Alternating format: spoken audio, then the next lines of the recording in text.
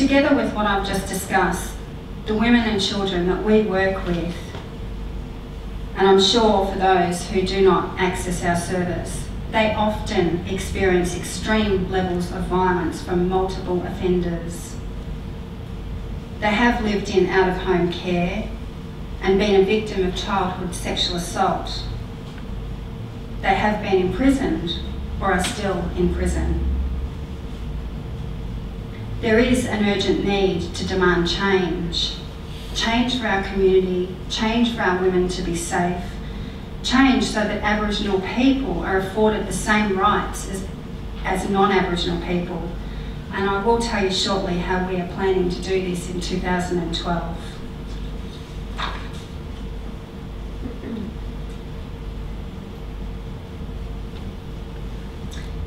I'd like now to just move on to some of the work that we do in relation to Aboriginal women in prison. Aboriginal women are the fastest growing prison population in Australia, and absolutely nothing is being done about this by the government. Today, there are 23 Aboriginal women in Dame Phyllis Frost Centre. Recently, I visited one of the regional areas and was asked to attend the Koori Court to offer some support for a young Koori woman who was in custody. I'll call her Sarah. I was not surprised to learn of Sarah's circumstances. Sarah is 22 years old. Sarah has 5 children, all of which are in permanent care. 22 and 5 children.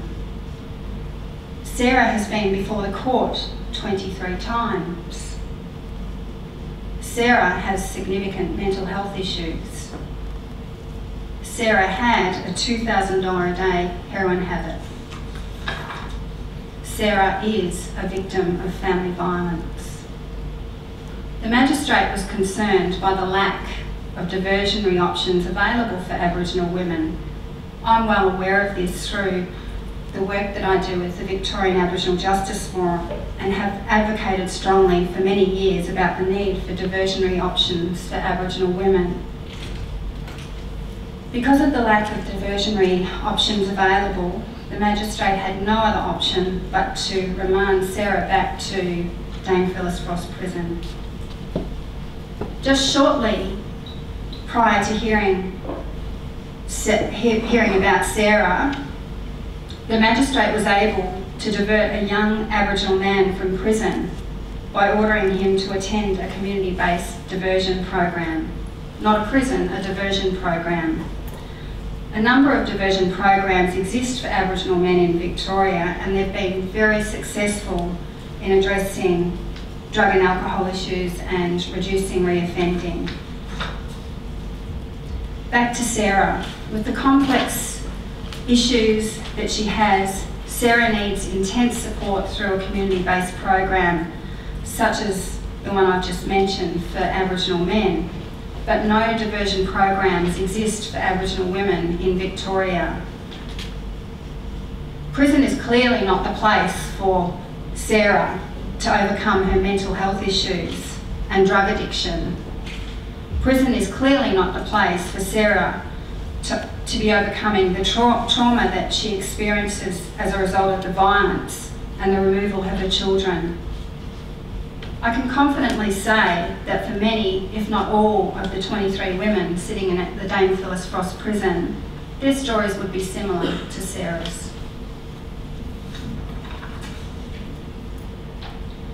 There is an urgent need for government to fund diversion programs for Aboriginal women. The government tells us that the numbers are not high enough to justify the allocation of funding. We say one Aboriginal woman in prison is too many. Talking in dollar terms, we say it will be more cost effective in the long term to provide funding for diversion programs. It costs about $70,000 a year to keep one woman in prison. And let's not forget about the costs which flow from a mother being in prison, the cost of her children being in care. And I'm only talking about the dollar cost there, not the cost to our community and our families. We say, let us build a program that will work with Aboriginal women and children, a program that will reinforce culture and identity, a program that will work with women and their children, a program that will work with women who have mental health issues, a program that will work with women who have drug and alcohol issues, a program that will support women who experience family violence and sexual assault. And we know that more than 90% of women in prison are victims of family violence and sexual assault. A program that will reunite Aboriginal women and their children. Before I move on from this discussion, I'd just like to say one more thing. The removal of Aboriginal children had and continues to have a devastating impact on our communities and families. Now we're seeing something different, but with the same impact: the removal of Aboriginal mothers from their children.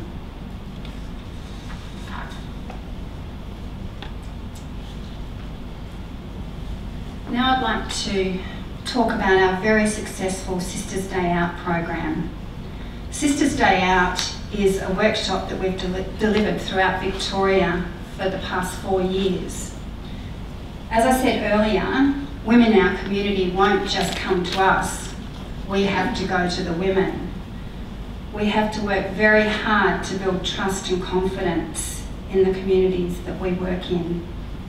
Sisters Day Out is promoted as a wellbeing and pampering day, because if we promoted it as a family violence day, no one would come.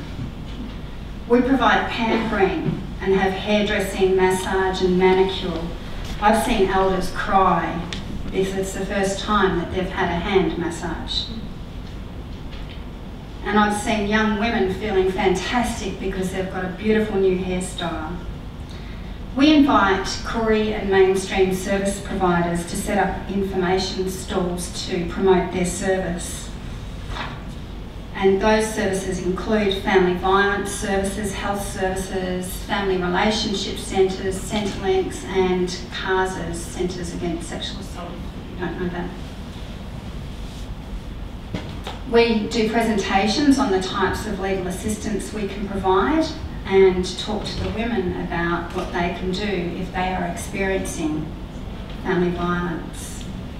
We have our lawyers available on the day for if anyone wants private legal advice.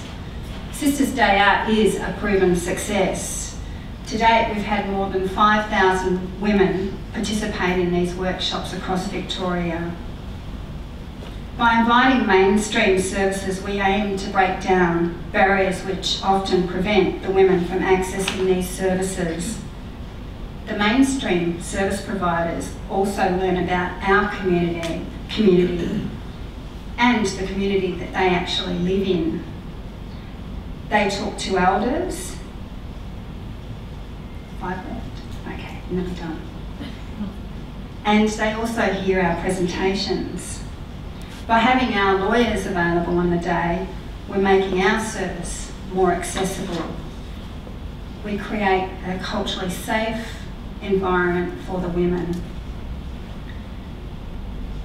Sisters Day Out brings mothers, aunties, sisters and cousins together to talk about family violence in a safe space. Sisters Day Out builds on self-esteem and identity, which reinforce Aboriginal women's entitlement to feel safe in their roles as leaders and nurturers in our communities. The continued success of this program, like any other Aboriginal program, depends on us securing funding from government and donations. And that's not easy, but we keep going. I mentioned earlier about the urgent need to demand change. It is time for change, time to change the government's approach and understanding of the complexities of family violence and sexual assault in our communities.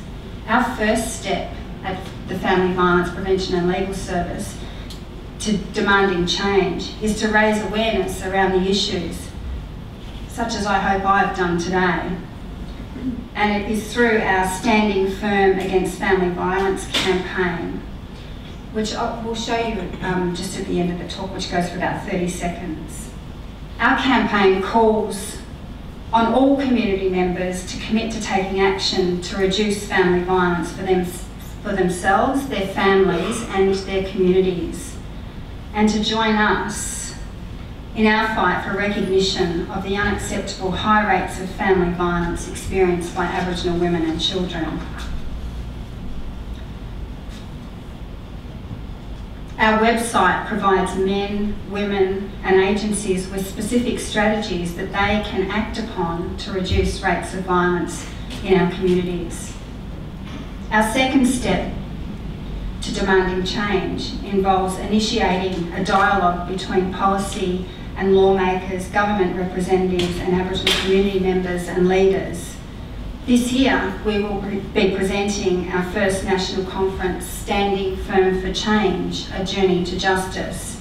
It will be held on the 21st to the 23rd of November 2012 at the Jasper Hotel, just here in Melbourne, and it coincides with our 10th year anniversary.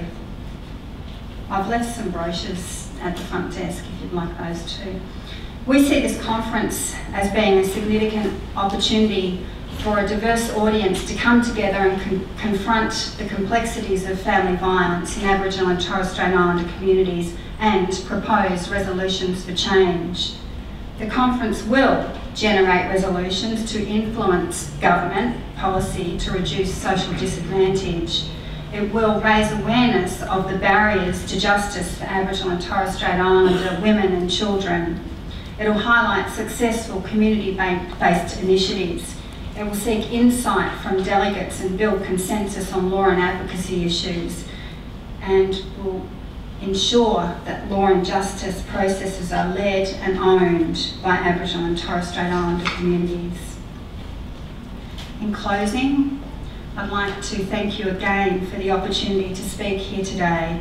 I hope I've given you some insight into the work that we do and the issues that Aboriginal women continue to face today.